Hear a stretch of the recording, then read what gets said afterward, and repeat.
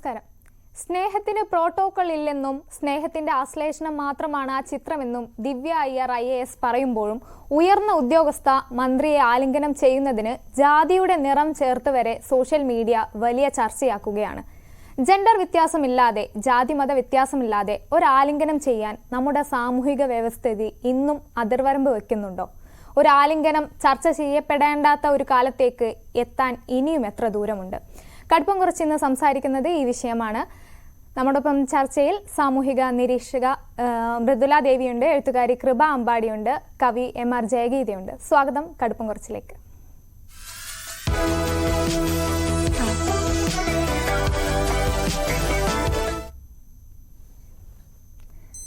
ശ്രീമതി മൃദുല ദേവി, ഈ ചിത്രം വലിയ രീതിയിലാണ് സോഷ്യൽ മീഡിയയിൽ ചർച്ച ചെയ്യപ്പെടുന്നത്.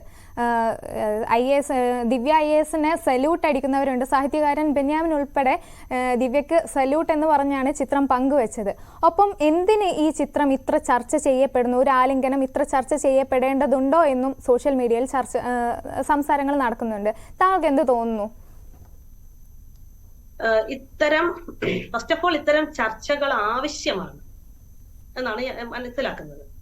കാരണം ഈ ചർച്ച എനിക്ക് തോന്നുന്നു ഏറ്റവും ആദ്യം തുടങ്ങി വെച്ച ഒരാള് ഞാനാണ്. ഇവർ 8 സെക്കൻഡിൽ തന്നെ ആ സമയത്ത് തന്നെ ഞാൻ ഇതിന് പ്രതികരിച്ചു. ബെന്യാമിൻ ഇട്ടപ്പോഴല്ല ഞാൻ പ്രതികരിക്കുന്നത്, അതിനു മുൻപ് വേറൊരാൾ ഇട്ടപ്പോൾ തന്നെ ഞാനിത് പ്രതികരിച്ച ആളാണ്. നിരന്തരം പ്രതികരിച്ചുകൊണ്ടിരിക്കുന്നു, ഇനിയും പ്രതികരിക്കാൻ ഉദ്ദേശിച്ചു തന്നെയാണ് ഇരിക്കുന്നത്. അപ്പോൾ ഇത്തരം ഒരു ചർച്ചയുടെ അനിവാര്യതയെ സ്നേഹം, അനുകമ്പ, ആർദ്രത, അലിവ് എന്നൊക്കെ കൊണ്ട്, പിന്നെ ജെൻഡർ ഈക്വാളിറ്റി, ഫ്രണ്ട്ഷിപ്പ് ഒക്കെ കൊണ്ട് അതൊക്കെ അംഗീകരിക്കുന്നുണ്ട്. ഒരു ജാതി അഡ്രസ് ചെയ്യാനായിട്ട് എല്ലാവരും മറക്കുന്നുണ്ട്. ഈ മന്ത്രിസഭ പോലും, അതായത് ഇതുവരെ ഇന്ത്യയിൽ വന്ന മന്ത്രിസഭയും ഇനി വരാൻ പോകുന്ന മന്ത്രിസഭകളും കൃത്യമായിട്ട് ജാതി തിരിച്ച് വോട്ട് എടുത്ത് ജാതിക്ക് അനുയോജ്യരായ സ്ഥാനാർത്ഥികളെ നിർത്തിക്കൊണ്ട്, സെൻട്രൽ ട്രാവൻകൂറിൽ സിറിയൻ ക്രിസ്ത്യാനിക്ക് കൊടുത്തുകൊണ്ട്, മലബാർ സൈഡിൽ മുസ്ലിം ലീഗിനെ നിർത്തിക്കൊണ്ട്, നാടാർ സമുദായത്തെ തിരുവനന്തപുരത്ത് നിർത്തിക്കൊണ്ട് കടിക്കുന്നൊരു ഞാണിന്മേക്കളി ഉള്ളിടത്ത് ജാതി ഇല്ല എന്ന് പറയുവാനോ, ജാതിയുടെ പേരിൽ മധുവും കെവിനും അനീഷും തല്ലിക്കൊല്ലപ്പെട്ട ഒരു രാജ്യത്ത് ജാതിയെ അഡ്രസ് ചെയ്യാൻ കിട്ടുന്ന അവസരങ്ങളാണ് ഇവിടുത്തെ ദലിത് ഇന്റലക്ച്വലുകൾ, കവികൾ, സൈദ്ധാന്തികർ ഇവ ഉപയോഗിച്ചുകൊണ്ടിരിക്കുന്നത്. ഈ വിഷയത്തിന് പിന്നിലെ ജാതിയുടെ സോഷ്യൽ എഞ്ചിനീയറിംഗ് മനസ്സിലാക്കാതെ കടന്നു വരുന്നത് അവർ പഠിപ്പിക്കുക എന്നൊരു ഉത്തരവാദിത്വമാണ് ഇപ്പൊ ഈ ചർച്ചയിൽ അടക്കം കൂടി നമ്മൾ എല്ലാവരും നിർവഹിക്കുന്നത്. വളരെ കുറച്ചു മാത്രമേ ദലിത് സമൂഹങ്ങൾക്ക് അവരുടെ ശബ്ദം ആംപ്ലിഫൈ ചെയ്യുവാനായിട്ടുള്ള അവസരം കിട്ടുന്നുള്ളൂ. എത്തരത്തിലാണ് ഇവിടെ ജാതിയുടെ സോഷ്യൽ എഞ്ചിനീയറിംഗ് വർക്ക് ചെയ്യുന്നത് എന്നുള്ളത് പലപ്പോഴും കരിക്കുലം വഴിയോ അനുഭവ സമ്പത്ത് കൊണ്ടോ പഠിക്കാൻ പറ്റാത്ത ഒരു സമൂഹം ഇതിനെ ഒരു നിർത്തുമ്പോൾ കൃത്യമായ ജാതി സങ്കീർണതയെ ഞങ്ങൾ അഡ്രസ് ചെയ്യുന്നത് കൈയടിക്കോ കിരീടത്തിനോ അല്ല, ഇവിടെ ജീവിച്ചിരിക്കുവാൻ വേണ്ടിയാണ്. ഈ വിഷയത്തിനകത്ത് നടന്ന ആ IAS ദിവ്യ IASന്റെ പ്രവൃത്തിയെ, ആ ജെനുവിനിറ്റിയെ തീർച്ചയായിട്ടും ഞാൻ അതിനെ ഒരിക്കലും തെറ്റു പറയുന്നില്ല. പക്ഷെ അത് മാർക്കറ്റ് ചെയ്യപ്പെട്ട ആഘോഷത്തെ വളരെ കൃത്യമായി അഡ്രസ് ചെയ്തുകൊണ്ടിരിക്കുകയാണ്. ദിവ്യ IASന് മുഖ്യമന്ത്രി പിണറായി വിജയനെ ഇത്തരത്തിൽ ആലിംഗനം ചെയ്ത് ഫോട്ടോ ഇടുവാൻ അവർ ധൈര്യപ്പെടില്ല. ദ്രൗപദി മുർമുവിന്റെയും, സപ്പോസ് ഒന്ന് ഇമാജിൻ ചെയ്യുക, ഹൈപ്പോത്തറ്റിക്കലാണ്, ഇമാജിൻ ചെയ്യുക, ഒരു ഫോട്ടോ ആയിരുന്നു ഇത്തരത്തിൽ ഒരു ആലിംഗനം എന്ന് വന്നിരുന്നെങ്കിൽ അതിന്റെ താഴെ കോളനി വാണം എന്ന് തന്നെ പേര് പറയുന്നത്. ദിവ്യക്ക് അദ്ദേഹത്തെ അങ്ങനെ ചെയ്യുവാനുള്ള ഒരു കോൺഫിഡൻസ് ലെവൽ ഉള്ള ഒരു രാജ്യത്തും തിരിച്ച് നിയുക്ത MV K രാധാകൃഷ്ണൻ അതിനോട് പ്രതികരിക്കുവാനോ അല്ലെങ്കിൽ ആദ്യമേ അങ്ങനെ ചെയ്യുവാനോ പറ്റാത്ത 2 ഒബ്സ്റ്റക്കിൾസ് അദ്ദേഹത്തിനുണ്ട്. ഒന്ന്, അദ്ദേഹം പുരുഷനാണ്, മറ്റൊന്ന് അദ്ദേഹം ദലിതനാണെന്നുള്ള ഒരു സോഷ്യൽ എഞ്ചിനീയറിംഗ് ഇവിടെ ഉള്ളപ്പോൾ എന്റെ ശരീരവും ദിവ്യ IASന്റെ ശരീരവും തമ്മിൽ തുല്യനിലയിൽ കാണരുത്. ഞങ്ങൾ ഇവിടെ പറയുന്നത് ഈ ഞങ്ങളുടെ ദേഹം, അതായത് ഈ എന്റെ അഭിപ്രായത്തോട് നിയുക്ത MV K രാധാകൃഷ്ണൻ യോജിക്കില്ല. അദ്ദേഹം പാർട്ടിയുടെ പപ്പറ്റാണ്. പക്ഷെ ഞാൻ അങ്ങനെയല്ല. ഈ ശരീരത്തെ മാർക്കറ്റ് ചെയ്യാൻ ഉപയോഗിക്കുമ്പോൾ എന്റെ ശരീരം ടച്ചബിൾ ആണെന്നുള്ള പ്രഖ്യാപനമായിരുന്നു ദിവ്യ IAS ചെയ്തത്. അത് ദിവ്യ ഒരു ഉദാരത, ബെനവലൻസ് ആയിട്ട് കരുതുന്നുണ്ടെങ്കിൽ ദിവ്യ അത് പഠിക്കണം.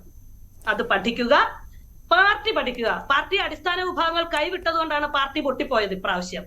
ഒരാളെ മാത്രമേ ജയിപ്പിച്ചിട്ടുള്ളൂ. അത് അടിസ്ഥാന ജനവിഭാഗങ്ങളിൽ നിന്നുള്ള ആളുകൾ പട്ടിക വിഭാഗങ്ങളുടെ വോട്ട് കൊണ്ട് അദ്ദേഹം മാത്രം ജയിച്ചപ്പോൾ അവരുടെ കണ്ണിൽ പൊടിയാൻ കൊണ്ടുവന്ന ഈ മാർക്കറ്റിംഗ് തന്ത്രത്തെ പൊളിച്ചടുക്കും. ഇനിമേലിൽ ഇത് പക്ഷേ ദിവ്യ IAS ഈ ചിത്രം ഇത്ര വൈറലായതിന് പിന്നാലെ അവർ പ്രതികരിച്ചപ്പോൾ അവർ പറഞ്ഞൊരു കാര്യമുണ്ട്, അത്രയും പ്രിയപ്പെട്ട ഒരു മനുഷ്യനോടുള്ള സ്നേഹം കൊണ്ട്, ബഹുമാനം കൊണ്ട് സ്വാഭാവികമായി വന്നുപോയ ഒരു നിമിഷത്തിലെടുത്ത ചിത്രം മാത്രമാണത്. അതിന്റെ അപ്പുറത്തേക്ക് അവർ വേറൊന്നും ചിന്തിച്ചിട്ടില്ല, വേറൊന്നും അതിലവർ കണ്ടിട്ടുമില്ല. ഇനി അവർ ചിന്തിക്കും. സ്വാഭാവികം എന്നല്ല അതിനെ പറയുന്നത്, അബോധപൂർവമായ. അപ്പൊ ജാതി രണ്ടു തരത്തിൽ വർക്ക് ചെയ്യുന്നുണ്ട്. ബോധപൂർവവും അബോധപൂർവമായി വർക്ക് ചെയ്യുന്നുണ്ട്. അബോധപൂർവമായ ഒരു ജാതിയെ സ്വന്തം ഇവിടെ ഒരു റൂളിംഗ് പാർട്ടി ഉണ്ട്. ഈ പോസ്റ്റുകൾ വൈറലാക്കിയ ആൾക്കാരുടെ പേരുകൾ നിങ്ങൾ ശ്രദ്ധിച്ചു നോക്കുക. അവരെല്ലാവരും അപ്രഖ്യാപിത സഖാക്കളാണ്. അതിൽ പട്ടിക വിഭാഗങ്ങളുണ്ട്. അവരൊക്കെ തന്നെ, ഒരു കമ്മ്യൂണിറ്റിയുടെ ക്രിട്ടിക്കൽ ഇൻസൈഡർ ആയിട്ട് ഇരുന്നതുകൊണ്ട് തന്നെയാണ് ഞാൻ പറയുന്നത്. ഈ ഒരുപാട് ഞാൻ ആ ടോപ്പിക് ഇപ്പൊ വായിച്ചു. ദിവ്യയുടെ മറുപടി ഞാൻ കേട്ടു. അവർക്ക് ജാതി എന്താണെന്ന് അറിയില്ല എന്നാണ്. പേര് ദിവ്യ S അയ്യർ എന്നാണ്. അവർക്ക് ജാതി ഇല്ല എന്നാണ് അവർ പറഞ്ഞത്. അവർക്ക് ജാതി അറിയില്ല എന്നല്ല, ജാതി അവർ ചെയ്തിട്ടില്ല എന്നാണ്, ജാതി അത് കാണിച്ചിട്ടില്ല എന്ന് പറയുന്നത്. ഞാൻ പറഞ്ഞല്ലോ, പ്രിവിലേജിന്റെ അറ്റത്തിരിക്കുന്നവർക്ക് ജാതി അറിയില്ല എന്ന് പറയാം. പക്ഷെ ഞങ്ങൾ അങ്ങനെയല്ല. ഈ നിരന്തരം ജാതി പേരിൽ ജാതി കൊല നടക്കുന്ന, ഓരോ 3 മിനിറ്റിലും ഒരു ദളിത് സ്ത്രീ റേപ്പ് ചെയ്യപ്പെടുന്ന ഒരു രാജ്യത്ത് ഇരുന്നു കൊണ്ടാണ് ഞങ്ങളൊക്കെ സംസാരിക്കുന്നത്. അപ്പൊ ജാതി ഇല്ല എന്നങ്ങനെ പറയാൻ പാടില്ല. പ്രത്യേകിച്ച് അടിസ്ഥാന ജനവിഭാഗങ്ങളുടെ അപ്പോസ്തല പാർട്ടി എന്നാണ് ഇവർ അവകാശപ്പെടുന്നെങ്കിൽ അവർ ഒട്ടും അത് പറയാൻ പാടില്ല. അത്തരം പ്രസ്താവനയെ അവരുടെ ഒരു ഭരണവിങ്ങായിട്ട് അവർ കയറിയ ഒരു വ്യക്തിയാണ് അല്ലെ. അപ്പൊ അതങ്ങനെ ഒരു ശബ്ദം അവരിൽ നിന്ന് ഉണ്ടാകാൻ പോലും പാടില്ല. ഈ ഒരു പക്ഷേ എന്നൊരു ചോദ്യം ഇവിടെ ഉണ്ടാകരുത്. പക്ഷേ ഐക്യത്തൊന്നുമില്ല. ബാക്കിയെല്ലാം അഡ്രസ് ചെയ്യും. ജെൻഡർ ഈക്വാലിറ്റി അഡ്രസ് ചെയ്യും, ഫ്രണ്ട്ഷിപ്പിനെ അഡ്രസ് ചെയ്യും, മാനവിക അഡ്രസ് ചെയ്യും. ജാതിയെ അഡ്രസ് ചെയ്യാത്ത എന്തുകൊണ്ട്? അങ്ങനെ ഒരു ദിവ്യ IAS പറഞ്ഞൊരു കാര്യമുണ്ട്, ആദിവാസി മേഖലകളിലൊക്കെ പോയി പ്രവർത്തിക്കുമ്പോൾ അവരിൽ ഒരാളായി മാറാനുള്ള രാധാകൃഷ്ണന്റെ ഒരു കഴിവിനെ എടുത്തു പറയുന്നുണ്ട് ദിവ്യ IAS. അപ്പോ അത്തരം ഒരു നേതാവിനോട്, അതിപ്പോ രാധാകൃഷ്ണനാണെങ്കിലും മറ്റേത് മന്ത്രിയാണെങ്കിലും തോന്നാവുന്ന ഒരു കാര്യമല്ലേ ഉള്ളൂ. അല്ല, നോർമലൈസ് ചെയ്യണ്ട. ചിലപ്പോ എനിക്കറിയാം ഒരു മീഡിയയ്ക്കകത്ത് ഇരുന്നുകൊണ്ട് നിങ്ങൾക്ക് ഇത് അഡ്രസ് ചെയ്യാൻ ഒരുപാട് ബുദ്ധിമുട്ടുണ്ടായിരിക്കും. പക്ഷെ ഞങ്ങൾക്ക് ഇവിടെ ഇന്ത്യൻ ദേശീയതയുടെ ഭാഗമാകണം, കാല് ചുവട് ഉറപ്പിക്കണം. ഞങ്ങളുടെ ശരീരങ്ങൾ ഇത്തരത്തിൽ ആഘോഷിക്കപ്പെടുവാനുള്ളതല്ല, ഒരു നോർമലായ ഒരു രീതിയിലല്ല ഇപ്പോ ഇത്. കാരണം ഒരു ദലിത് മന്ത്രി, ആദ്യമായ ഒരു ദലിത് മുഖ്യമന്ത്രിയെ നമുക്ക് സംഭാവന ചെയ്യുവാൻ കിട്ടിയ ഒരു അവസരമാണ്. അദ്ദേഹത്തെ ഇവിടെ വളരെ തന്ത്രപരമായിട്ട് നാടുകടത്തുകയാണ് ചെയ്യുന്നത്.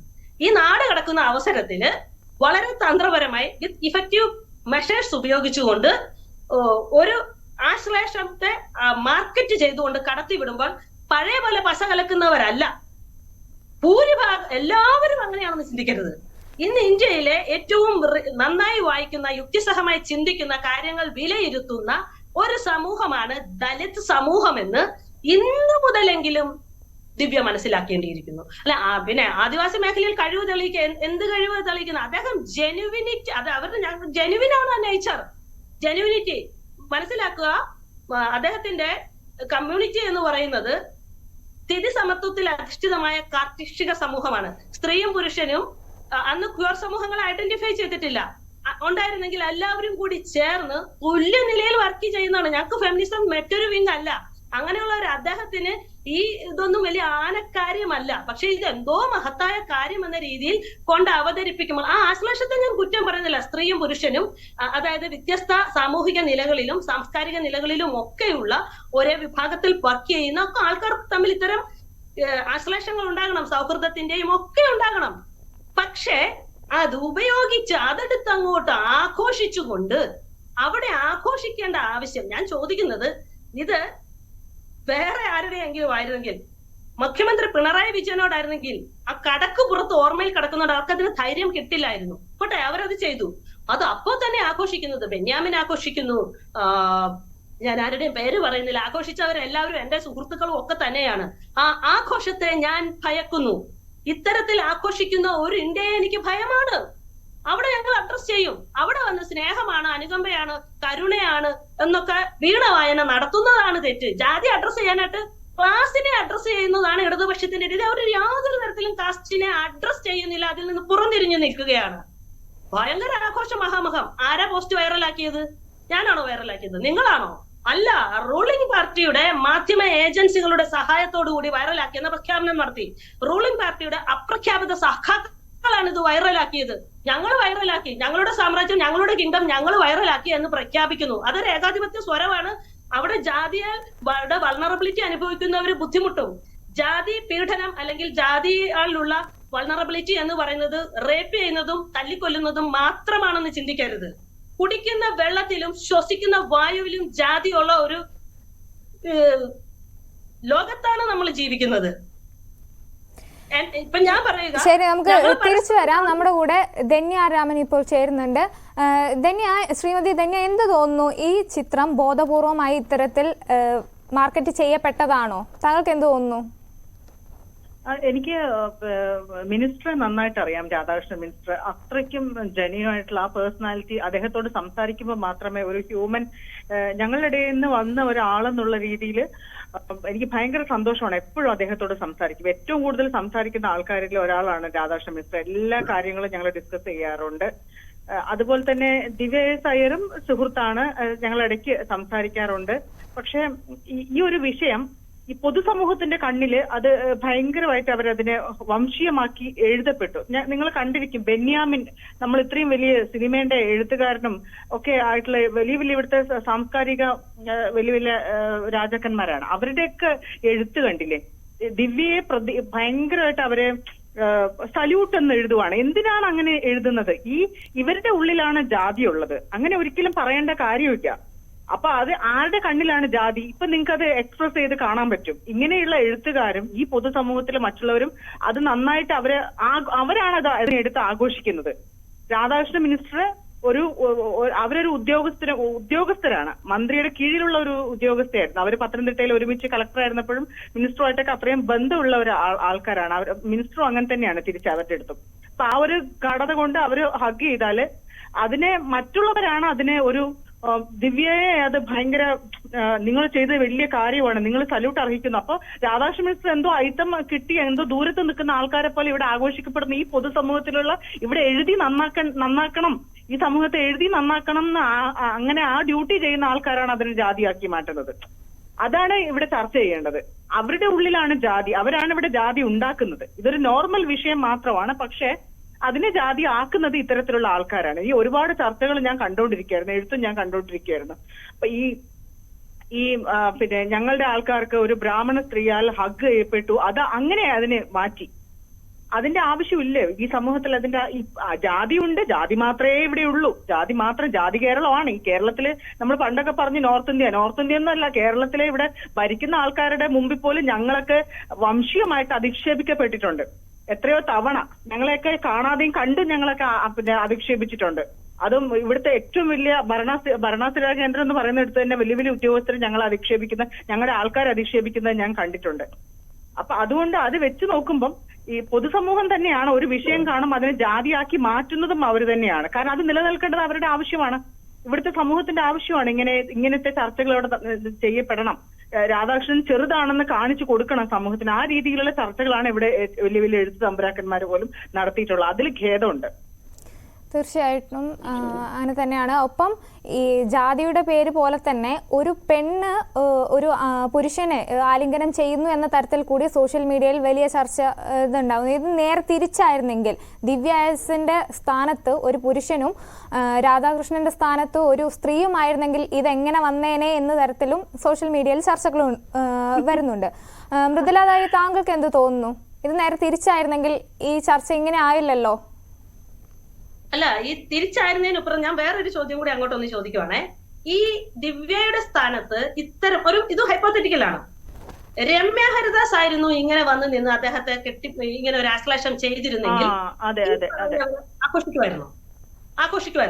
കോളനി വേണം, വെടി, പരവടി എന്ന് വിളിക്കുമായിരുന്നു. വിളിച്ചിട്ടുമുണ്ട്, ഇടതുപക്ഷം വിളിച്ചിട്ടുമുണ്ട്, ഞാൻ എതിർത്തിട്ടുമുണ്ട്. ഞാനും തന്നെയൊക്കെ എതിർത്തിട്ടുണ്ട്, രേഖാരാജൊക്കെ ഞങ്ങൾ എതിർത്തിട്ടുണ്ട്.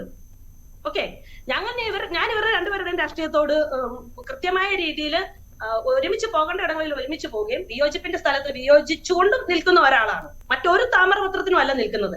ചില ഇപ്പൊ തന്നെ പറഞ്ഞല്ലോ, ഒരു ബ്രാഹ്മണ സ്ത്രീ വന്ന് കെട്ടിപ്പിടിച്ച ഒരു ബെനവലൻസ് എൻജോയ് ചെയ്യാനായിട്ട് ഈ പാർട്ടിക്ക് ഇപ്പോഴും സാധിക്കുന്നത് കൊണ്ടാണ് ഡോക്ടർ BR അംബേദ്കർ ഗ്രാമീൺ ബോയ്സ് എന്നവരെ വിളിച്ചത്, അല്ലെ? ആണ്. മറ്റൊന്ന്, ഡോക്ടർ BR അംബേദ്കർ പറഞ്ഞിട്ടുണ്ട്, ഒരു രാജ്യത്തിന്റെ പുരോഗതി ഞാൻ അളക്കുന്നത് ആ രാജ്യത്തിന്റെ സാമൂഹിക സ്ത്രീകൾ ആർജിക്കുന്ന പുരോഗതിയാണ്. എന്ത് പുരോഗതിയാണ്? ഒരു തവണ ഒരു വരി. തീർച്ചയായും മടങ്ങി വരാം. നമ്മുടെ കൂടെ എഴുത്തുകാരി കൃപ അമ്പാടി ഉണ്ട്. ശ്രീമതി കൃപ അമ്പാടി, താങ്കൾക്ക് എന്ത് തോന്നി? ജാതിയുടെ പേരിൽ മാത്രമാണോ ഇതിങ്ങനെ ആഘോഷിക്കപ്പെടുന്നത് ഈ ചിത്രം? ഇത് ശരിക്കും പറഞ്ഞാൽ, ഞാൻ സാധാരണ ദിവ്യ ഇൻസ്റ്റാഗ്രാം നല്ല അത്യാവശ്യം ഒരുപാട് ഫോളോവേഴ്സും ആരാധകരും ഒക്കെ ഉള്ളൊരു കളക്ടറാണ്. അപ്പൊ അതുകൊണ്ട് ആ ഒരു ലെവലിൽ അവരെല്ലാവരും പോസ്റ്റ് ചെയ്യുന്ന ഒരാളാണ്.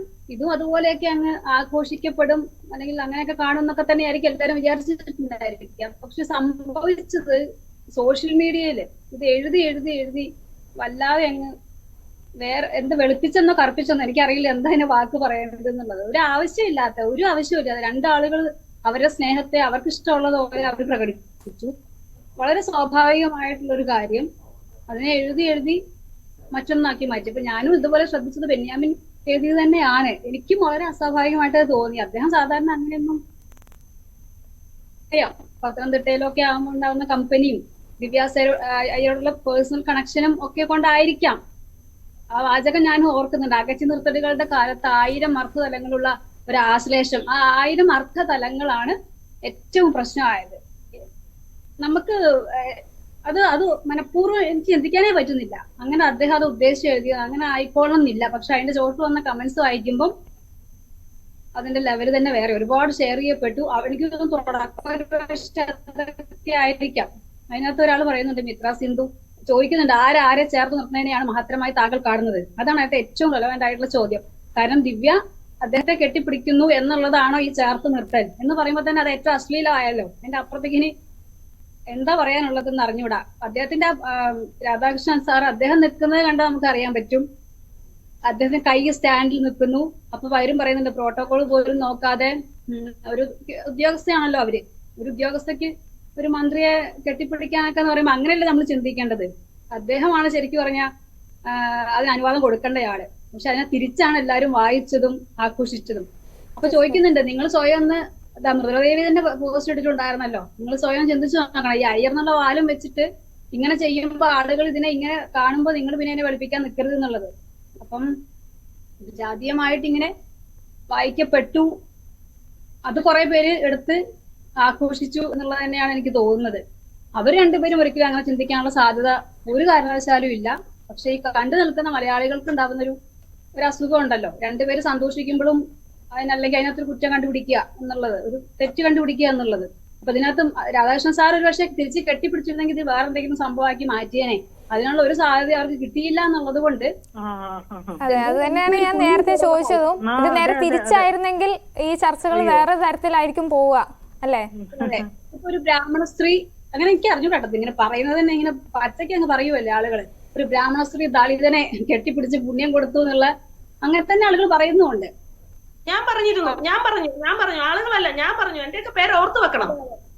ഞാൻ പറഞ്ഞു, ഞാൻ അങ്ങനെ തന്നെയാണ് പറഞ്ഞു, അങ്ങനെ പറയത്തുള്ളൂ. അത് അങ്ങനെയാണ് ചെയ്തത്. അതുകൊണ്ട് തന്നെയാണ് ആ ശരീ ഞാൻ പറഞ്ഞല്ലോ. പറഞ്ഞോട്ടെ, കൃപ പറഞ്ഞോട്ടെ. കൃപയുടെ പ്ലേസാണ്. പിന്നെ ഞാൻ ഷെയർ ചെയ്ത് PS റഫീഖ് പറഞ്ഞൊരു ഇതാണ്, നവോത്ഥാന കേരളം വാഴുക എന്ന് ടൈപ്പ് ചെയ്യുമ്പോൾ വാഴയ്ക്ക എന്നാണ് തെളിയുന്നത് പോരുന്ന അതേ അവസ്ഥയാണ്. ഇങ്ങനെയുള്ള ഓരോ വിഷയങ്ങൾ എടുക്കുന്നു, നമ്മുടെ മനസ്സിലെ എല്ലാ വൃത്തികേടുകളും സോഷ്യൽ മീഡിയയിൽ കൊട്ടുന്നു. അത് ഇപ്പോൾ എനിക്ക് അത്ഭുതം തോന്നുകയാണ്. നമ്മളൊക്കെ ഒരുപാട് പുരോഗമിച്ചു എന്നൊക്കെ വിചാരിക്കുന്നത് നാട്ടിൽ ഓരോ ദിവസം കഴിയുമ്പോൾ ഇതിനൊക്കെ ഒരു ചെറിയ മാറ്റമോ അല്ലെങ്കിൽ മനുഷ്യന്റെ തലയിൽ വെച്ചിട്ട് വെളിച്ചം വരുന്ന ചിന്തിച്ചുകൊണ്ടിരിക്കുമ്പോ മോശമായിട്ടുള്ള കണ്ടീഷനിലേക്ക് ഒരു അവസരം കിട്ടുമ്പോഴാണ് മനുഷ്യന്റെ മനസ്സിലുള്ള മുഴുവൻ വൃത്തികേട് എന്ന് പറയാൻ പാടോ? മനുഷ്യരല്ലേ, എല്ലാരും മനുഷ്യരല്ലേ? ഇതൊക്കെ നമ്മൾ ഇപ്പോഴും ഇങ്ങനെ ചർച്ച ചെയ്യേണ്ടി വരുന്നത് പറയുമ്പോ തന്നെ ഒരു അവസ്ഥയാണ്. അതിങ്ങനെ വലിയ വലിയ ആളുകൾ എടുത്തിട്ട്. തീർച്ചയായും നമുക്ക് തിരിച്ചു വരാം. നമ്മുടെ കൂടെ MN കാരശ്ശേരി ഇപ്പോൾ ചേരുന്നുണ്ട്. താങ്കൾക്ക് എന്ത് തോന്നുന്നു, ഈ ഒരു ചർച്ച തന്നെ ആവശ്യമുണ്ടോ? ഒരു ആലിംഗനമൊക്കെ ഒരു ചർച്ച ചെയ്യപ്പെടേണ്ട ഒരു വിഷയമാണ്. എന്ത് തോന്നുന്നു?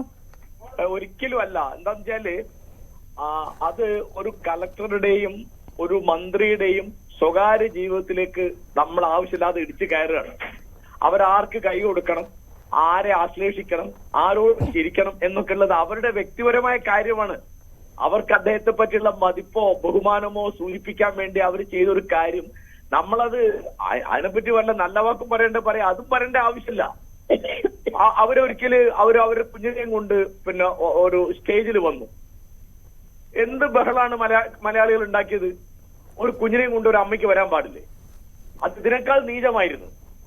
അപ്പൊ ഇത് ഈ തരത്തില് ആളുകളുടെ സ്വകാര്യത എന്നൊരു സാധനമുണ്ട്.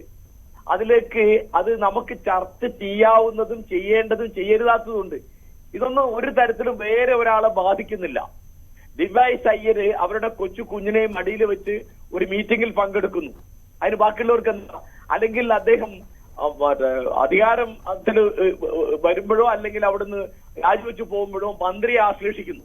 അതൊന്നും ജനജീവിതത്തെ ഒരു നിലയ്ക്കും ബാധിക്കുന്നതല്ല. ഒരു തീരുമാനത്തെ അത് ബാധിക്കുന്നില്ല. അപ്പൊ പിന്നെ എന്തിനാണ് ചർച്ച ചെയ്യുന്ന? ഏതാ ചർച്ച ചെയ്യല്? മറ്റുള്ളവരെ ബാധിക്കുന്ന കാര്യങ്ങള്, നീതിയുടെ കാര്യങ്ങളും ഒക്കെ. ഇത് ഒരു തരത്തിലും ഇത് രണ്ട് വ്യക്തികളുടെ കാര്യമാണ്. ഇതൊക്കെ ശരിക്കും മറ്റു നാടുകളിൽ, പാശ്ചാത്യ നാടുകളിൽ ഈ ചർച്ച തന്നെ അവർ ക്രിമിനൽ കുറ്റമായിട്ട് എടുക്കും. ഒരാളുടെ സ്വകാര്യതയിലേക്ക് ഇടിച്ചു കയറി എന്നാണ് അതിന് പറയാ. തീർച്ചയായും നമ്മുടെ മാറ്റം വരാത്ത സമൂഹത്തിന്റെ ഒരു നേർക്കാഴ്ച തന്നെയാണ് ഇപ്പോ ഈ ചർച്ചകൾ ഉണ്ടാവുന്നത്, അല്ലെ? മലയാളികൾ എത്ര പിറകിലാണ്. തീർച്ചയായും നമുക്ക് ലോക്സഭയിൽ ഇപ്പോ രാധാകൃഷ്ണൻ ഉൾപ്പെടെ MP സത്യപ്രതിജ്ഞ ചെയ്തുകൊണ്ടിരിക്കുകയാണ്. നമുക്ക് അതിലോട്ട് പോവേണ്ടതുണ്ട്. അതുകൊണ്ട് തൽക്കാലം ഈ ചർച്ച നമ്മൾ അവസാനിപ്പിക്കുകയാണ്. ചർച്ചയിൽ പങ്കെടുത്ത എല്ലാവർക്കും നന്ദി.